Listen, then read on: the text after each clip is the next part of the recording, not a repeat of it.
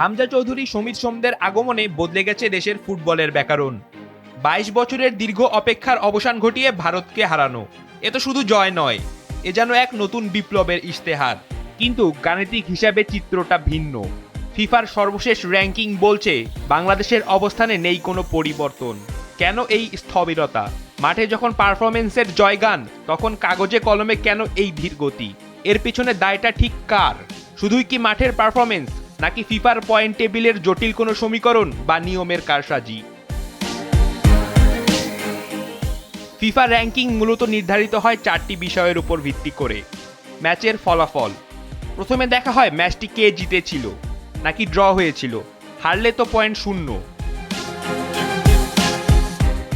ম্যাচের গুরুত্ব, সব ম্যাচের ওজন সমান নয়। একটি প্রীতি ম্যাচ আর একটি বিশ্বকাপ ম্যাচের গুরুত্ব কি এক? মোটেও না। পয়েন্টের পাল্লা তত ভারী। প্রতিপক্ষের শক্তি, আপনি কার সাথে লড়ছেন? প্রতিপক্ষ যদি র্যাঙ্কিংয়ের শীর্ষে থাকা কোনো দানব হয়, তবে তাকে হারালে পয়েন্ট মিলবে আকাশচুম্বী। প্রতিপক্ষ যত শক্তিশালী, আপনার পয়েন্ট পাওয়ার সম্ভাবনাও তত বেশি। কনফেডারেশন বা জোন, যেখানে আটকে যায় বাংলাদেশের ভাগ্য। ফিফার নিয়ম অনুযায়ী সব মহাদেশ বা জোনের মান এক নয়। ইউরোপ বা ল্যাটিন আমেরিকার দেশগুলোর জোনের মান যেখানে এক, সেখানে আমাদের এশিয়ার মান মাত্র 0.86। ফলে বাকি 3 স্তরে অর্জিত পয়েন্টকে এই মান দিয়ে গুণ করা হলে তা আরও বেশি কমে আসে।